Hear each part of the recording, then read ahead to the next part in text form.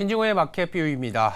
본격적인 실적 시즌입니다. 미국의 주요 기업들이 이번 주뿐만이 아니라 다음 주에도 줄줄이 발표가 되는데요.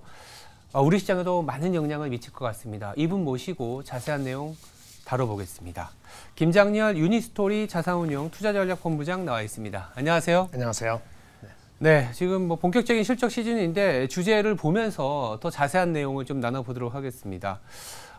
일단은 우리가 이 3분기 실적 시즌에 대해서 기대도 있지만 약간의 우려도 있는 상황인데 월가에서도 이제 다른 건 다 필요 없고 빅테크를 본다 이런 얘기들이 나오고 있습니다. 본격적으로 좀 다뤄볼 텐데요. 먼저 이제 내일 아침이면 우리나라 투자자들은 아마도 이제 테슬라의 실적에 더 관심이 갈 수밖에 없을 것 같고, 근데 또 간밤에 GM이나 루시드의 전기차 관련 소식은 그렇게 좀 좋지는 않았습니다. 테슬라가 이 부분을 좀 약간 좀 전환시켜 줄 수 있을지 아니면 좀 우려가 또 우려로 또 전개가 될지 굉장히 중요한 타이밍이거든요. 어떻게 보세요? 일단 그 테슬라는 그 10월 초에 이미 그 인도량이라 그러잖아요. 분기 인도량에 대해서는 이미 밝힌 적이 있어요. 그래서 이제 내일 발표되는 거는 바텀 라인, 영업이익이 얼마고 순이익이 얼마고 이 디테일하게 나오는 거니까 일단 시장에서는 기대치 낮아 있습니다. 그거는 좋다고 볼 수도 있는 거고요. 기대치 낮았던 건 출하량이 그 지난 분기 대비했을 때 이번 3분기는 마이너스 성장, 역성장을 하는 거죠. 원래 지금 마이너스 7% 정도로 지금 나와 있고요. 판매 기준으로 생산 기준으로는 10% 마이너스 QOQ. 물론 전년 동기 대비로는 한 17% 가까이 오른 건데요. 구모델보다는 신모델 중심으로 하면서 또 중요한 거는 생산량이 여러 군데 있는데 업그레이드를 위해서 3분기에는 출하량이 자서 준다고 미리 얘기를 해왔던 거니까 아주 새로운 건 아니고요. 초점은 자연스럽게 그러면 이제 내일 발표될 거예요. 마진이 얼마냐는 거거든요. 그렇죠. 지난 2, 4분기 때 그 GP 마진, 그 매출 총 이익률 기준으로 했을 때 작년 3, 4분기 대비했을 때 무려 한 8%포인트나 빠졌거든요. 그래서 영업이익률 따져서는 아마 우리의 기아보다도 더 낮았을 거예요. 근데 이런 것이 3분기 실적에는 얼마만큼 더 하향 압력을 받았을까 그걸 확인하는 작업이 필요합니다. 그래서 그거가 이제 가장 중요하고요. 그 다음에 중요한 거는 이제는 그 새로운 신제품인데 신제품이라는 게 사이버 트럭이라고 하는 건데 정확히 어느 정도 그 규모에서 스페큘레이션이 있는데 회사가 커밋한 게 없었기 때문에 그거에 대한 얘기가 주종이 일 것 같아요.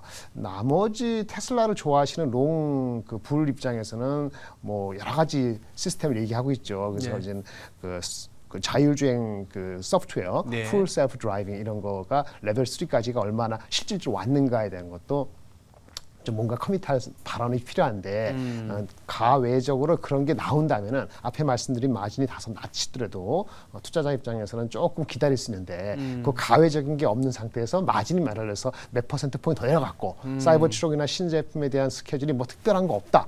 그러면은 또 압력을 받을 소지가 있죠. 다만 주가가 최근에 이제 그다지 좋지 않았기 때문에 그 충격 실적이나 가이던스가 별로도 그걸로 인한 충격파 정도는 우려하는 정도는 아니지 않겠냐 하는 정도로 예상하고 있습니다. 일단 뭐 테슬라가 가격을 인하시킨 게 꽤 됐고 그런 부분들이 이제 고스란히 시장 내에 많이 수화가 되긴 했지만 어쨌든 내일 아침에 발표됐을 때 이제 GPM 정도를 좀 챙겨보면서 전체적인 방향을 좀 잡아보자라는 얘기였습니다. 뭐 테슬라도 테슬라지만 사실 뭐 월가에서도 그렇고 우리나라도 당장 이번 주보다 다음 주에 더 뭐랄까 좀 시장의 방향성을 잡는 그런 이슈들이 많은데 빅테크 실적 발표가 많기 때문입니다. 마이크로소프트, 뭐 알파벳 줄줄이 빅테크 실적이 발표가 되는데 이번 분기 미국의 빅테크 실적 뭐 좋게 보시는 분들도 꽤 계시더라고요. 어떻게 좋게 나올까요?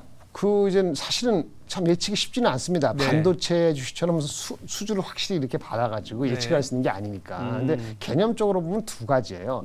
그 주도주가 우리 그 미국 같은 경우에 빅테크가 지금 됐습니다만 주도주가 그렇게 쉽게 바뀌지 않는다는 거죠. 그래서 지금 이게 랠리가 한 2년 됐잖아요. 그래서 큰 주도주가 바뀌려면은 아주 큰 빅시프트가 있어야 되는데 저 한 분기, 두 분기 사이에 그럴 만한 건 없었다. 우리가 다 아는 금리 인상에 대한 우려가 있었는데 그게 차근차근 내려오고 있잖아요. 그리고 실질적으로 보면은 빅테크는 돈이 많아요. 그래서 이젠 오히려 고금리 상태에서도 실질적으로 바텀 라인은 영업 영향을 덜 받았을 거라는 생각이 드는 거죠. 맨 마지막으로는 빅테크가 하는 새로운 신사업이라는 게 보통 AI를 접목하기 위한 거고, AI는 기존에 얘네들이 갖고 있는 장점, 핵심이 뭐죠? 빅데이터, 퀄리티가 있는 빅데이터를 갖고 있다는 거거든요. 그거 접목하는 거니까 시간 문제가 되는 거지. 그리고 또 그걸로 인해서 새로운 사업을 서비스를 했을 때 그 가격이 다소 높다 하더라도 우리 소비자들이 간접적으로 그 가격을 저항하거나 이럴 개연성이 별로 없어요. 한마디로 퀄리티 있는 빅데이터를 갖고 있고, 그 다음에 그걸 바탕으로 새로운 서비스를 했을 때의 가격 전가 능력이 있고, 그 다음에 그 수익 구조에서 영업 외적으로 빠질 게 별로 없기 때문에 그나마 믿을 만한 게 빅데이터가 없지 않느냐라고 생각이 들기 때문에 오늘 아침에 뭐 그 딴 얘기입니다만은 반도체 그 빅테크가 하나지만 엔비디아처럼 네. 뭐 규제에 의해서 뜻밖의 규제 아니면 예상보다 강한 규제 이런 게 아니라면은 네. 실제 실적 자체에서 큰 문제가 될 소지는 낮지 않을까라고 생각하는 것이 타당한 추론인 것 같습니다. 예. 빅테크, 특히 미국의 빅테크 마이크로소프트나 알파벳 같은 경우에는 이제 뭐 규제에서, 그러니까 뭐 테슬라나 네. 엔비디아처럼 나라 밖의 제조업체에 그렇죠. 물품을 파는 그런 기업들이 아닌 상황이고, 현금 흐름이 워낙 탄탄하다 보니까 솔리드하죠. 네. 네, 뭐 밸류에이션적인 논란에서도 뭐 자사주를 매입한다든지 그럼요. 여러 가지 실적이 좀 고금리 상황에서도 버틸 수 있는데, 우리나라랑 더 밀접하게 연결이 된 빅테크를 또 굳이 찾자면 테슬라 말고 또 애플이 있거든요. 애플, 엔비디아. 그러니까 엊그제 이제 나온 뉴스가 우려가 우려로 나왔어요. 중국에서의 판매가 별로다. 그렇죠. 그리고 제주 주변에도 아직은 풀리지 않았는지 아이폰 15를 갖고 계시거나 네. 주문을 했다는 분들이 그렇게 많지는 않더라고요. 네, 그래서 뭐 매장에 있는 사람이 많을 수는 있지만 실제로 구매로 네. 이어지는지는 아직은 좀 그렇죠. 모르겠습니다. 좀 시간이 좀 지나봐야겠지만요. 국내에 다분히 영향이 갈 수밖에 없을 것 같습니다. 네. 어떻게 보세요? 일단 그 표면적인 중국에서의 애플의 아이폰 15가 원래 처음에 생각했던 것 대비했을 때 실제 수치는 초반이긴 합니다만은 부진하다라는 소식 자체는 네거티브합니다. 그렇죠. 부정적이죠. 네. 근데 돌이켜보면 말이죠. 이것이 전부인가라는 생각을 잠깐 볼 필요가 있어요. 왜냐하면 네. 일단 이것이 실제 판매된 게 9월 27일부터 중국에서 판매가 됐다고 하거든요. 지금 발표된 숫자. 아이폰 14 작년도 그 제품 대비했을 때 4.5% 하락했다고 하는 이 기간은 네. 불과 보름 정도의 기간이란 보름. 말이에요. 앞으로 더 나가야 되는 게 하나 있고 두 번째는 중국은 저 그다 진짜 그렇죠. 발열 문제도 있고 여러 가지 뭐 저기 화웨이가 대신 치고 올라가서 화웨이나 샤오미가 잘 팔릴 수 있고. 근데 반면에 중국 시장보다 훨씬 큰 것이 중국 비중이 중요합니다만 예. 애플 입장에서 중국 말고 미국이 훨씬 중요하잖아요. 예. 근데 미국에서의 판매는 예상보다 더 좋다. 아. 두 자릿수 이상으로 10% 이상 더 증가됐다. 네. 작년에 아이폰 14보다요. 이런 또 다른 데이터가 같이 지금 공존하고 있기 때문에 애플 입장에서는 전체적으로는 큰 충격은 아닐 것 같은데 네. 주가적인 측면에서는 이런 것은 어쨌든 잡음이기도 하고 신경이 쓰이는 거니까 네거티브 할 수 있고요. 그런 측면에서 본다면 삼성 하이닉스 뭐 기타 뭐 LG 디스플레이도 있고 LG 이노텍도 있을 수 있는데 애플의 실질적인 숫자를 통해서 확인이 돼야 될 필요가 있어요. 그게 우리가 아마 11월 1일인가 10월 말에 네, 애플 실적 되잖아요. 발표. 네. 기대치를 낮춘 상태에서 기다려야 될 것 같아요. 근데 예상만큼, 우려만큼 그다지 아주 충격적인 그런 수치는 안 나올 가능성이 있기 때문에 중국 쪽의 익스포저는 분명 네거티브하지만 주가적인 측면에서는 많이 반영이 된 거 아니냐 이렇게 해석할 수 있어서 이거 역시 정중도로 기다리시는 것밖에 없지 않을까라고 싶습니다.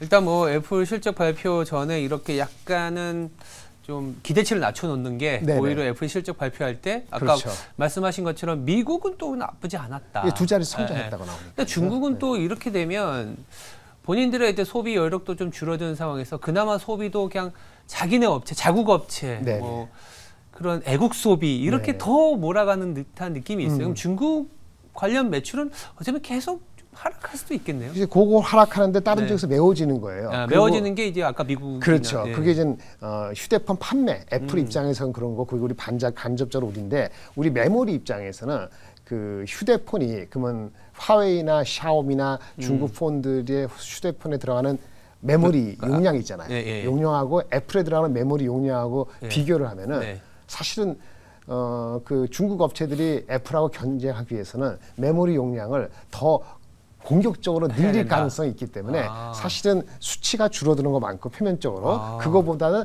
약간 상쇄되는 요인이 또 숨어 있을 수도 있어요.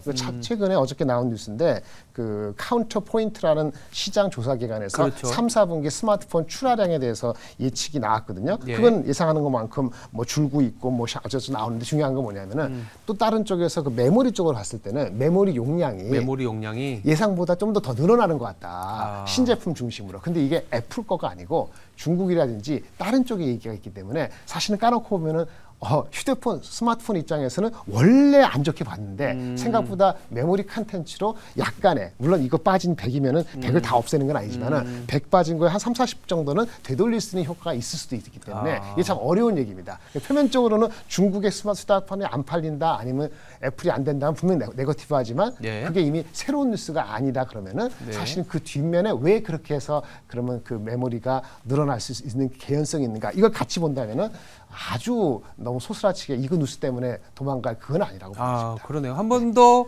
2차적으로 생각한다면 뭐 애플의 판매량이 떨어진 거에만 집중할 게 아니라 오히려 중국의 로컬 업체한테 납품을 하거나 메모리 용량이 늘어나면 또 상쇄되는 부분도 있기 때문에 너무 부정적으로만 물론 이게 최근에 약간 부정적인 기류가 있었기 때문에 조금은 톤 업 시키는 내용도 좀 같이 보자라는 거였고요. 전체적으로 이런 실적 시즌이 진행이 되고 있는데 이런 실적 시즌에 집중을 해서 이제 실적 하나하나 챙겨보면 좋겠지만 굉장히 변수를 하나 또 떨어뜨린 게 중동 리스크거든요. 맞습니다. 이 중동 리스크가 이제 아마 이번 주에 뭐 조만간 뭐 오늘 내일 이제 조 바이든 미국 대통령이 이스라엘을 방문하고 어제 같은 경우에는 또 이란인가요? 이란의 최고 지도자가 하마스와 이스라엘과 하마스 간의 분쟁, 전쟁에 대해서 개입할 수 있다라는 거 시사를 했습니다. 그러다 보니까 외국인들이 실적을 챙겨보면서 좀 사야 되겠지만 전체적인 매도 압력이 놓여 있는데 근데 이 상황에서도 그래도 좀 이렇게 소위 말해서 담고 있는 업종들이 있습니다. 뭐 자동차나 엔터 같은 경우에는 최근에 실적이 워낙 좋아지는 상황에서 소외되어 있다 보니까 밸류에이션적인 매력이 좀 더 부각이 되는 것 같은데 전반적으로는 약간 시장이 안전자산이나 좀 리스크 회피 심리가 있지만 그래도 호실적을 보이는 업종은 사야 된다. 이렇게 보시는 건가요? 네, 그렇죠. 그 지금 앵커님 말씀하신 대로 만약에 오늘이 정점, 오늘 내일 넘어갈 때 바이든 대통령이 가서 만나잖아요. 지금 이란의 개입설도 나오고. 그렇죠. 그러니까 이제 발에 이제 불똥이 튀었는데 완전히 이게 전체적으로 이스라엘이 표면적으로는 완전히 대전면전, 완전히 이제 그라운드 지상군 파견해서 하는 것처럼 했다가 지금 약간 주춤하고 있는 거잖아요. 근데 만약에 바이든이 얘기한 것처럼 하마스를 치는 건 좋은데 완전히 그 올아웃하면 안 된다라는 거를 이제 오퍼를 던졌는데요. 네타뉴 정부에서 그거를 안 받았다 합시다. 받을래? take it or leave it. 어떻게 하실래? 근데 안 받았다면은 지금 말씀드린 것처럼 두 가지죠. 다 현금 가지고 싸가지고 도망가느냐는 건데. 그러면 안 받으면 어떡할 건데? 안 받으면 어떡할 건데? 그러면 그거는 결국은 약간 좀 길게 하더라도 끝까지 뿌리 뽑겠다는 의지의 표현인데 그러면 공은 완전 누구한테 가냐면 이란한테 가는 거거든요. 그러면 이란이 그러면 그 얘기를 듣고 나서 그러면 바로 개입할 수 있느냐? 그것도 시간이 좀 걸리는 문제예요. 그러면 빈 공간에 있어서는 디펜스 바스밖에 없다. 그럼 디펜스가 뭐냐? 우리 흔히 얘기하는 디펜스 스타, 뭐 유틸리티 주식 아니면 뭐 통신 주식 말고는 그래도 나중에 시장이 돌아왔을 때 할 수 있는 거는 넘버가 나오는 주식밖에 없다는 거죠. 테마적으로는 아까 그 엔터도 좋지만은 넘버가 나오는 주식은 개별 주식이고 개별 주식은 아까 그 유가라든지 그 이자라든지 이런 거에 관계없이 미국 주식에 관계없이 돌 수 있는 개별 주식이 몇 개 있습니다. 그런 종목을 중심으로 아주 선택적으로 갈 필요가 있는 거죠. 만약 전쟁이 난다 하더라도요. 예를 들어서 미국의 무슨 인프라 투자 같은 것이 지연될 확률은 크지 않거든요. 크진 않다. 예를 들어서. 근데 우리가 이슈가 되는 건 IT하고 자동차는 네거티브 이슈가 있겠죠. 근데 더 정확히 말하면 IT의 네거티브는요. 감산이라는 효과가 있기 때문에 그것도 상쇄될 수 있는 경우가 있습니다. 시간을 두고 말이죠. 그러니까 올해 만약에 임팩트가 있으면 올해는 바로 안 들어도 내년 초반되면은 감산 효과가 더 커지기 때문에 저점 매수가 있을 건데요. 제가 걱정하는 건 오히려 자동차예요. 자동차 실적이 좋아서 지금 자동차 사고 지금 좋아서 조선주 사고 좋은데 그게 피크아웃이라는 개념이 들어가면 소비자의 구매 파워가 영향을 받을 수 있거든요. 전쟁의 장기화로 인해서 전쟁의 장기화는 다른 게 이슈가 아니고 그 소비자의 소매 판매가 오늘도 보니까 미국 장이 아침에 많이 내려갔던 이유 중에 두 가지가 하나는 엔비디아에 대한 규제하고 또 하나 중요한 거는 미국의 소매 판매가 엄청 좋았다는 건데 그거 너무 소스라치게 놀랄 필요 없어요. 소매 판매는 나중에 내려갈 수 있거든요. 근데 오히려 이게 너무 급전직하면 오히려 네거티브한 거기 때문에 지금의 표면적으로 소매 판매가 좋아서 괜찮았다는 그런 주식이 오히려 이슈가 될 소지가 있기 때문에 그러면 내재적인 펀더멘털이 강한 잠재를 있는 거 그럼 내수 중심에서 아니면 이런 외형적인 거 이슈에 별로 없는 주식들이 몇 개 있습니다. 그걸 선택적으로 고르신 분은 오히려 이쪽으로 확 쏠릴 수 있어요. 아까 지금 앵커님 말씀대로하면 자동차, 2차 전지, 그다음에 별 경쟁력이 드문 그냥 그저 그러한 IT 이런 종목들은 아마 네거티브하게 많이 빠질 거고요. 그 형태가 빠지기 때문에 지수는 상당히 압력을 받겠습니다만 나머지 것들이 옵세트되기 때문에 붕괴되는 시나리오는 그런 그 이란의 개입 비슷한 게 있다 하더라도 그런 붕괴되는 시나리오 나타나지 않을 것으로 저는 보고 있습니다. 알겠습니다. 그러면 이제 마지막으로 그래도 우리가 챙겨봐야 되는 건 또 반도체예요. 네네. 이렇게 어지러운 상황에서 그래도 전일에 우리 시장에서는 좀 나았죠. 삼성전자 하이닉스 물론 삼성전자 하이닉스, SK 하이닉스를 빼면 외국인의 매도가 나타났다라고는 하지만 어쨌든 이 두 종목을 비롯한 시장을 좀 떠받치는 업종이 있다 보니까 그래도 기회를 찾아볼 수 있는데 왜 이제 간밤에 그래도 엔비디아나 필라델피아 반도체 지수가 좀 좋은 모습은 아니어서 조금 오늘 하루는 껄끄럽긴 하지만 그래도 삼성전자의 깜짝 실적으로 좀 잘 버텨주고 있거든요. 그러면 또 확산해서 반도체 소부장과 관련된 얘기들도 나올 수 있는 상황이라서 어떻게 우리가 이거를 좀 잘 이제 전략을 짜야 될지가 궁금한 타이밍입니다. 일단 삼성전자 하이닉스에서 하이닉스가 먼저 치고 나간 건 너무나 타당한 스토리죠. HBM이라는 거. 그런데 아이러니하게도 오늘 HBM의 핵심인 엔비디아가 맞았는데 엔비디아가 맞은 제품의 HBM 관련되는 걔네 GPU는 중국용이거든요. 그러니까 HBM 중에서 A800, H800이라는 중국용인데 이게 비중이 엔비디아 차지하는 매출에서 8월 20 며칠 날 엔비디아 실적 발표할 때 CEO가 얘기를 했어요. 대충 20에서 25%가 중국향입니다. 중국향이다. 얘네 그 데이터 센터에 들어가는 GPU 있잖아요. 이 매출이 보통 한 76%거든요. 게임 말고. 그럼 76% 곱하기 20 몇 프로 하면 대충 20% 가까이 되는 거예요. 근데 오늘 주가가 어떻게 시작했죠? 마이너스 7% 하다가 4%로 끝났잖아요. 그거는 무슨 얘기냐면은 그 A100, A800, H800 그것을 못 판다 이거죠. 그런데 전체적으로 기존에 있는 H100 또는 새로운 거 하는 이 새로운 어드밴스드된 그 버전에 대한 수요는 중국이 아닌 곳에서 생각보다 많다는 게 숨어 있거든요. 중국을 뺀. 그렇죠. 그래서 이제 이번에 실적 발표되는 게 11월 21일 날 8월, 9월, 10월 실적이 이제 나온단 말이에요. 여기서 실적이 중요한 게 아니고 이번 나오는 실적은요.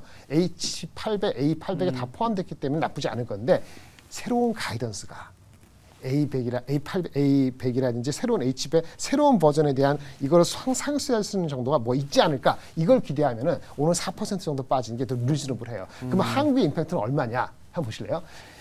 옛날 구버전 중국 판매 못 파는 건 너무 아쉬워. 그래서 주가 빠지는 거 맞아. 그런데 다른 게 있을 수 있어. 그러면은 어차피 이쪽으로 가는 거 맞으니까 거기에 들어가는 HBM 메모리는 어떨 것이냐? 삼성이나 하이닉스나 마이크론 같은 경우에 하이닉스 같은 경우는 최첨단 맨 어드밴스 제품을 만들잖아요. 그러니까 이 A800이나 H800에 들어가는 메모리에 대한 익스포저는 하이닉스는 가장 적을 거예요. 그래서 만약 이런 뉴스 때문에 주가가 2, 3% 이상 빠지잖아요. 그러면 매수 기회. 매수 기회다. 그리고 그러면 다시 장비 업체. 그러니까 삼성하고 하이닉스하고 마이크론이 우리 마이크론 별로 안 들어가지만 삼성 하이닉스가 HBM을 통해서 계속 업그레이드 하고 있는데 수요가 100인데 지금 엔비디아가 60밖에 못 맞추고 있다 하잖아요. 중국이 영향을 미쳐서 100이 한 75% 맞췄다 합시다. 그 여전히 20% 부족하잖아요. 여전히 부족한 거거든요. 그럼 삼성하고 하이닉스가 HBM에 투자를 줄일까요? 그렇지 않죠. 안 줄이죠. 그러니까 장비 업체에 대한 임팩트는 이것이 뭐 2, 3년의 큰 임팩트가 아니면은 장비 업체에 대한 수요는 줄지가 않은 거니까 오늘만 장비 수요가 민감해서 한 2% 이상 빠지잖아요. 3% 이렇게 어저께 올라간 거 많이 달라. 그러면 이것도 매수 찬스다. 이렇게 보실 필요가 있습니다. 알겠습니다. 간밤에 엔비디아가 하락하면서 어제 올랐던 반도체에 대한 우려가 있을 텐데 잘 들어보면 오히려 빠지면 매수 기회다. 이렇게 좀 정리를 해봤습니다. 네, 지금까지 김장렬 유니스토리 자산운용의 투자전략 본부장이었습니다. 감사합니다. 네, 감사합니다.